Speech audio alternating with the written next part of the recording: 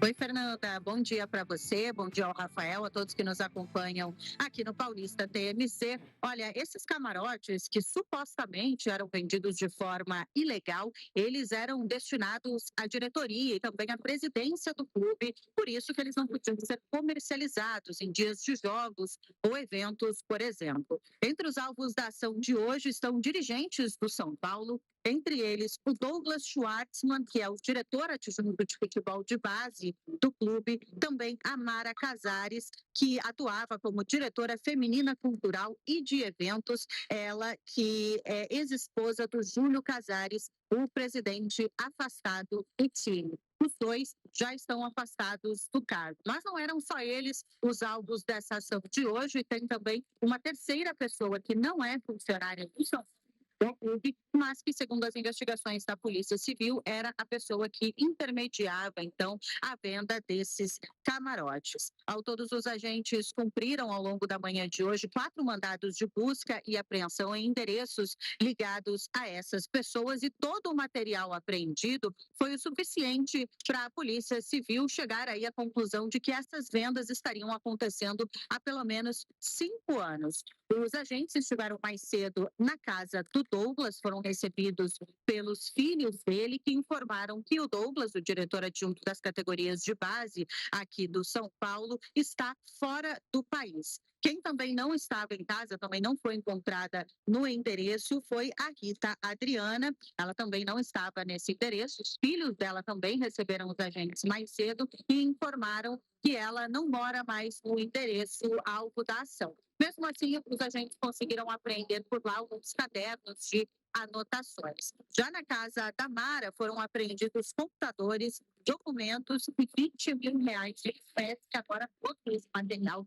vai ser analisado pela Polícia Civil em mais essa investigação contra o São Paulo Futebol Clube. O clube se manifestou através de uma nota, disse que nessa situação ele é vítima, mas que vai contribuir com as investigações. Nós também estamos buscando a defesa dos demais citados, dos demais alvos dessa ação de hoje, e eu vou seguir por aqui acompanhando.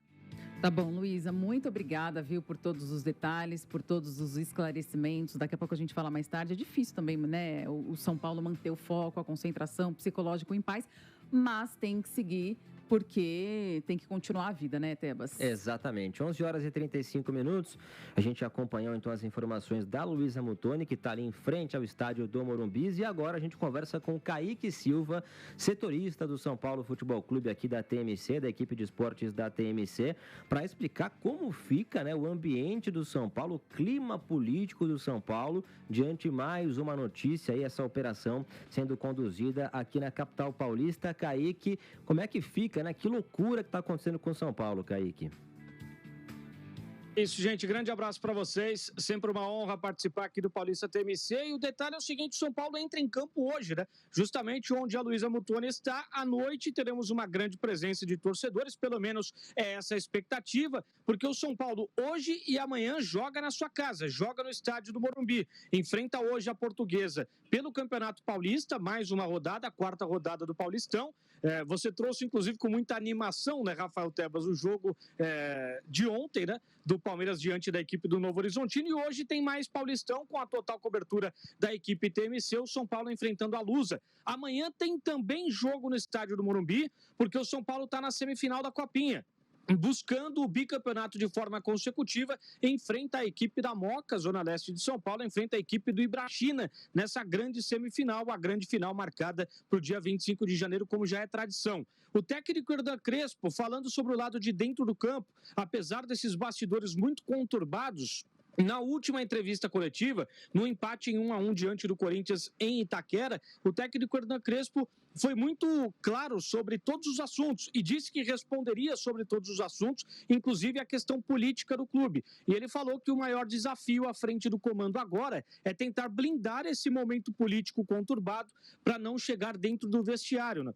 Essa é a missão, pelo menos, do treinador argentino à frente do comando técnico do São Paulo. Por enquanto, ele vai conseguindo. Ele garantiu que o elenco está muito fechado e é dessa forma que o São Paulo chega para esse jogo de hoje contra a Portuguesa. Muito provavelmente com um time alternativo, porque a temporada ela acabou de começar. A pré-temporada foi muito curta, as férias praticamente inexistiram, porque há um calendário alterado por conta de Copa do Mundo no meio do ano.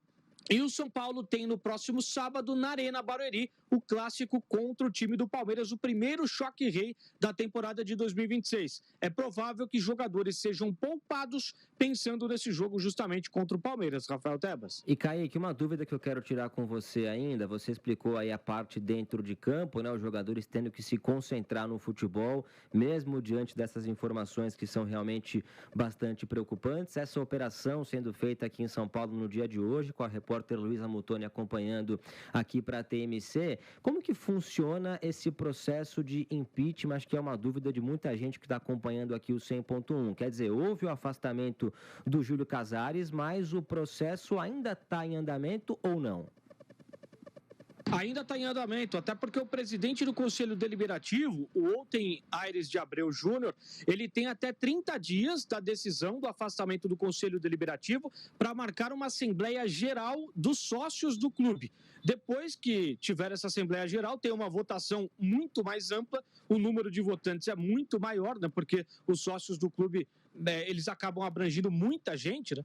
Então, essa votação, essa Assembleia Geral que vai acontecer, ela vai definir, portanto, a saída definitiva. Até esse momento, o presidente do São Paulo, de forma pelo menos interina, é o Arrim Assis, que é o vice-presidente de Júlio Casares. Ele, inclusive, fez uma visita institucional ontem à sede da Federação Paulista. Ele também marcou uma reunião já no sábado, no dia seguinte da posse dele de forma oficial. Ele deu uma declaração depois da reunião do Conselho Deliberativo, marcou uma reunião com comissão técnica e jogadores para tentar passar essa tranquilidade, até porque no dia seguinte dessa reunião teve clássico majestoso diante do Corinthians em Itaquera, o resultado de 1-1. Então ele fica no comando, ele fica no cargo até essa Assembleia Geral dos Sócios, que pode definir de forma definitiva a saída do presidente Júlio Casares, que ontem teve contra ele mais um pedido que pode se considerar futuramente uma derrota.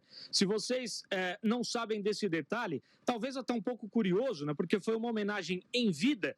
O presidente Júlio Casares, ele tem o nome dele em uma das praças de alimentação do Clube Social do São Paulo. E ontem um grupo de oposição protocolou um pedido junto à ouvidoria do clube para que seja retirado o nome do presidente afastado e seja colocado o da dona Angelina, que faleceu ano passado e era a funcionária mais longeva da história do São Paulo Futebol Clube, uma histórica telefonista da história do clube, tanto no estádio quanto também no centro de treinamento da Barra Funda.